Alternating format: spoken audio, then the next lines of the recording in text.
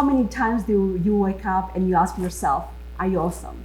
So I just wanted to dedicate this time, dedicate our segment to something that will make you feel good. Or if you don't feel good, by the end of the day or by the end of the segment, it will allow you to get there and get closer to the question, are you awesome? And we want you to answer, yes, I am. So today we have our special guest, my favorite guest so far.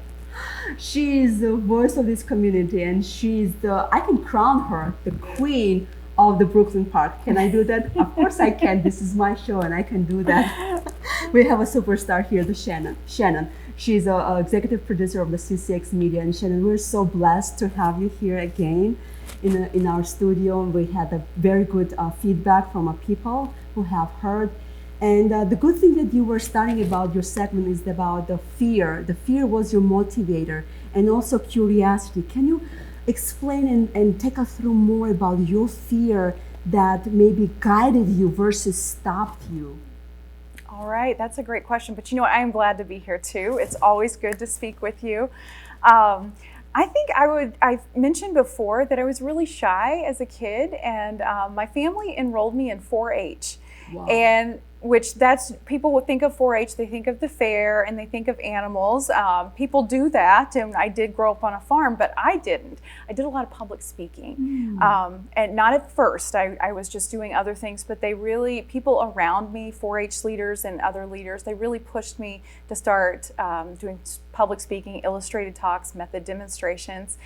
So there's a lot of practice that you have to do, and you know what? Like, I was so scared, and I remember I would almost like break out in red hives. I would get so nervous. So the irony that now I work on television for a living, like who would have thought, right? Yeah. But I would practice. And I think when you're afraid of something, practicing, doing the right thing mentally and then physically is really important.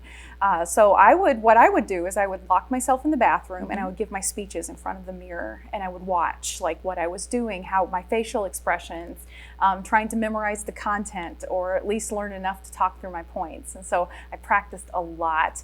And I think that helped me out in television. When I went to graduate school in New York, I was the Southern girl with the Southern accent.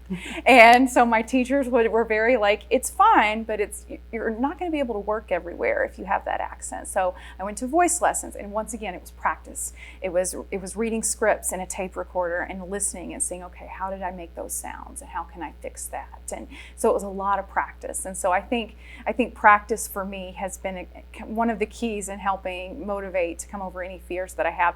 I think I still get nervous when I talk in front of groups, particularly if I know them.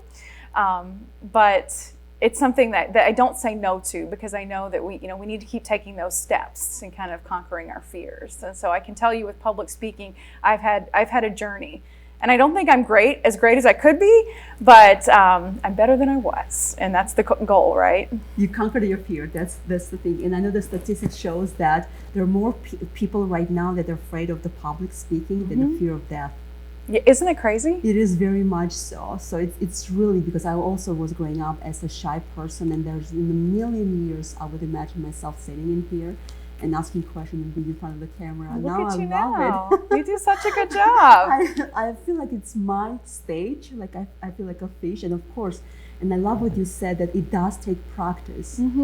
If you feel that this is your passion and this is your calling and this is your purpose, you practice and practice until you fail again, and then practice. And I also learned just recently that people don't fail, they quit. That's a good point. And if you would have quit in the second round, the first one, you would never be where you are right now. Absolutely so true. You conquered your fear, you went through this. And I wanted to know, I know you went through so many things. What advice would you have given yourself early on? Oh my goodness, what a good question. I am not 100% sure what advice I would give myself early on.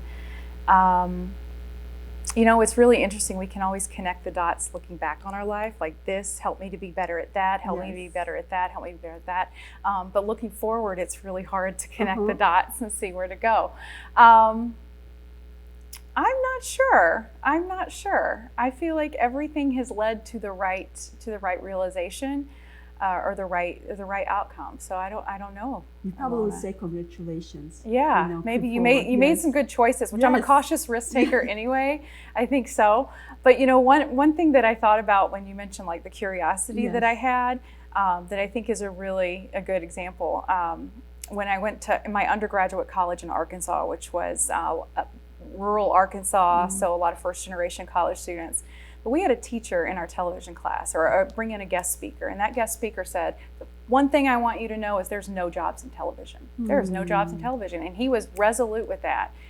And after class, I came back and I'm like, well, you say there's no jobs in television, but people are working in television, so somebody is. Yes. And he was like, congratulations, you're going to get a job in TV one day. Oh my gosh. And that was one of those moments to where like everybody else is like, okay, I'm going to leave. But I'm like, wait a minute. And so easy. He didn't tell me what to do with my life, but that was just one of those where like I was curious enough to ask the questions and to do something. So, and I think I look back, I'm like, that's a pretty cool story. Isn't it interesting? This is amazing when you challenge the challengers, right? And you don't take their words. And you kind of discover something else. When I was growing up, I was like 10 years old. I think I was the only one that was studying English in my school because everybody said, why do we bother learning English if we will never leave this country? And I said, I will go to America. And the teacher would come just for me to the class just to teach me English because I had this determination for some reason that I would be in America. And here you are. And here I am.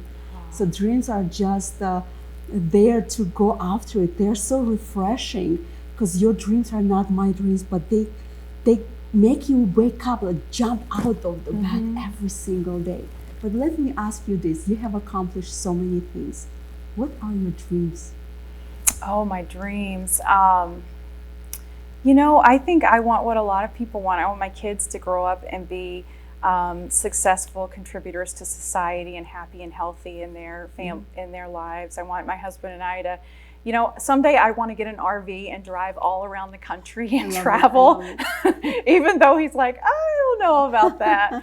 But I think they're simple, and I just want to be surrounded by good relationships and good food and experiences. I love to travel. I'm always down for an adventure.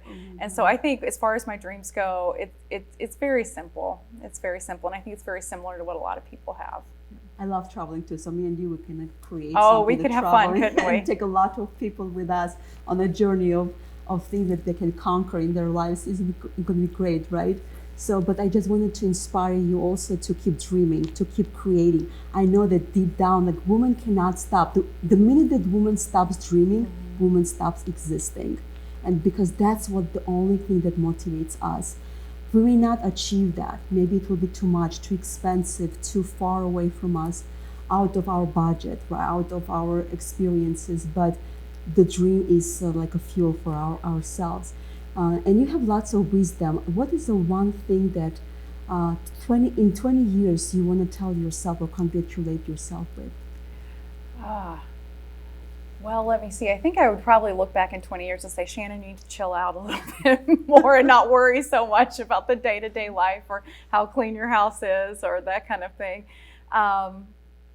But I hope that I could look back and say, I'm in my first year as executive director. There's a lot of hard things. Your first time through anything is hard, like we've talked about. So I hope I can look back and say, like, that's where I started. Look how far I've come from there. Because I really believe in CCX Media and what we offer to the community in several different ways. And I hope I can look back and say, like, here's how she moved that organization forward and kept it sustainable. Absolutely love it. And I can test on that what you guys doing here, and that's the reason that I'm here. That's the reason that I fell in love with the mission and the purpose that what you do, what you offer, and I want to be part of that, so I can create a different voice, bring a different people, different bloodstream, different understanding in society to connect more people to what you guys doing here. And let me ask you this question: Fairy tale comes, she comes to you, and she crowns you with a special power. And the power is you can create and change anything in Minnesota. What would that be? Anything in Minnesota. Anything that you want to change. Oh my goodness, probably rush hour. Let me think. Or Minnesota having a better sports team. No, I shouldn't say that. I should take it more seriously than that. I don't know. I think when it comes to, we have so many voices in Minnesota. I would just want to make sure that those voices can be heard, that they have the access and the materials that they need to succeed.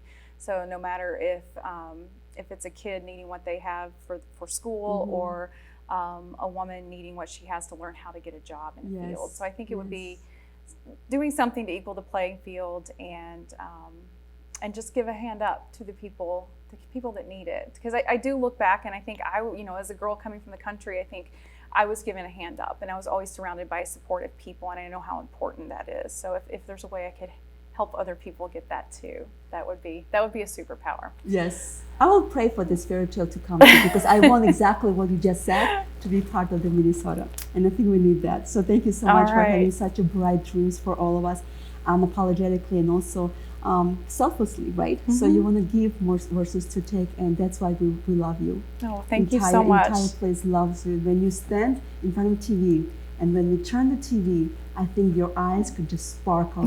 We want to see you, Shannon, your energy. So from the bottom of our hearts, from all of the city, from all of the viewers, we would just want to be so gracious to you and be grateful to what you represent. And you're not just standing there, you're representing the dreams. You represent every single girl who is struggling in school. You're representing every single mother who is striving to what to do next, how to change the career, how to find it, go after the career. You inspire the kids and the community. So I think that it's impossible to become great alone. And I know that you have contributed so many things to the people who have led you to that thing. Thank you. To your magic place, to your victory, and I know you're going to be the one that will help someone else to do the same. Well, thank you so much. It was an honor to be here and to speak with you and hear those words of encouragement. I'm going to take them with me. And guys, remember, it doesn't take too long. It doesn't take too hard. It doesn't have to be expensive at all to lift somebody else up today. And remember, the word encouragement comes from the two words in, which means from the heart, and encourage. So be the one that reaches out from the heart and encourage someone else today.